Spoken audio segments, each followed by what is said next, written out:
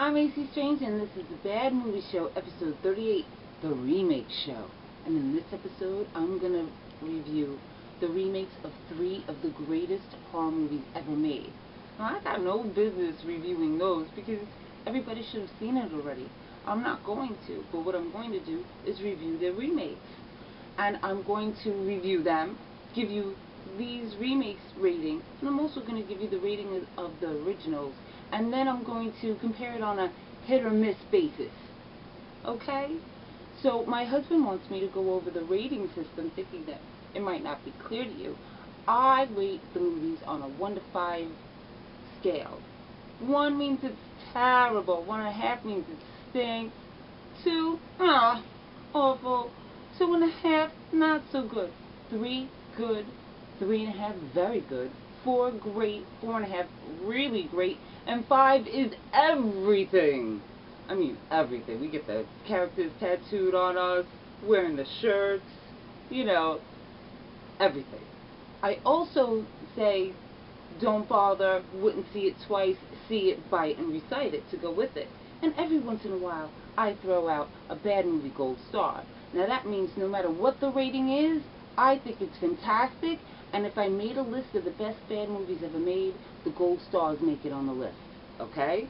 My versions of cult classics. So, let's get started, okay? First up, Evil Dead 2013 rated R Sony Pictures. Screenplay by Fede Alvarez and Rodo Savage. Directed by Fede Alvarez. Sorry if I get them wrong. Based on characters written by Sam Raimi, starring Jane Levy, Shiloh Fernandez, Lou Taylor Pucci, and Jessica Lucas.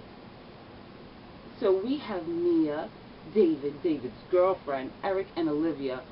They're at Mia and David's parents' old cabin, and they're there because Mia has to detox off of her heroin addiction. She almost died the last time, so they're there, and they're serious, okay? While they're there, she starts to freak out and withdraw really bad and smells something awful. They think it's the withdrawal from the drugs, until they find a room downstairs filled with dead cats hanging from the ceiling. They also find a book bound in human flesh and wrapped in barbed wire. Eric goes through it and releases evil spirits that go straight for Mia. And after she runs out of the house and gets attacked by the woods, they bring her back to their house. She tells them they're all gonna die, and whatever's in her gets out and possesses Olivia, and she attacks Eric, and so far and so forth. Anyway, David ends up having to fight for his life and Mia's if he can. Now this is brutal, disturbing, really intense, bloody, and I was pretty surprised. On a movie on its own, this is pretty great. Okay, really intense, and I like the fact that Mia's detoxing, because if you ever seen anybody detoxing, it's kind of like a demon possession anyway, so they weren't believing her no matter what happened, so it really made it tense, okay? In comparison to the first one, which is a 5, it's not so bad. I don't really think it's a remake, because I think that it's another story in the house, because we see Ash's old beat-up car in the yard. But for that, I still give it, I think it's a hit. I'm going to give it a 4 and a buy it and a hit as far as a remake goes. And I dug it. And it was really scary on its own. And it gets a hell yeah for scaring my mother-in-law out the room. That's always a plus. Next up, we have Friday the 13th, rated R 2009, New Line Cinema, based on Friday the 13th. Screenplay by Damian Shannon and Mark Swift, directed by Marcus Nispel, starring Jared Padalecki, Danielle Panabaker, and Derek Mears as Jason. So we start with the last woman standing, at the end of the original, and she cuts off Mrs. Voorhees' head, and her son Jason is in the woods with her body all alone. Then we cut to 7 friends who are in the woods looking for wild marijuana to harvest and sell, and they are brutally murdered by a masked man wearing bandages around his head. Then we have 5 more friends, and they go up to Crystal Lake to one of their father's summer houses to chill out. And while up there, they meet Clay, who's a guy looking for his sister, who is one of the first, friends. And he's looking all over for his sister. One of the girls of the now friends goes out looking with him, and while they're gone looking for his sister, her friends get brutally murdered by a masked man until it's just Jenna, Clay, and Jason. Now this surprised me.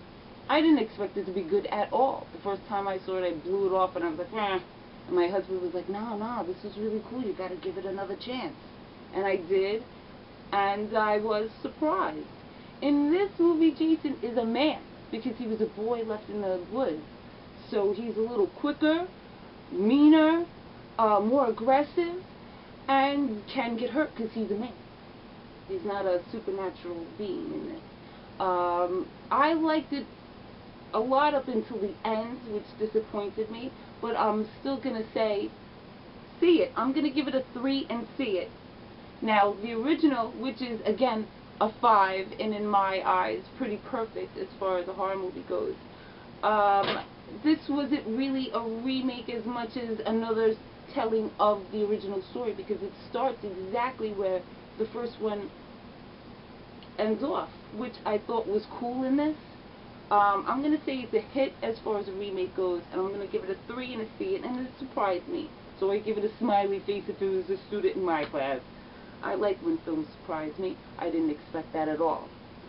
So last but certainly not least, I have Texas Chainsaw Massacre 2003, rated R, New Line Cinema. Based on the original by Kim Henkel and Tobe Hooper. Screenplay by Scott Kozar. Directed by Marcus Nispel. Starring Jessica Biel, Jonathan Tucker, Eric Balfour, and R. Lee Ermey. So this starts at August 1973, and 5 friends. We have Morgan, Aaron, Kemper, Andy, and Pepper are on a road trip to go see Leonard Skinner coming from Mexico with a whole lot of pot in their van. While they're driving, they pick up a dirty and traumatized girl who tells them they're all gonna die. She pulls out a gun and kills herself right in the van. They are completely freaked out. More freaked out about having the pot in their van than a dead girl.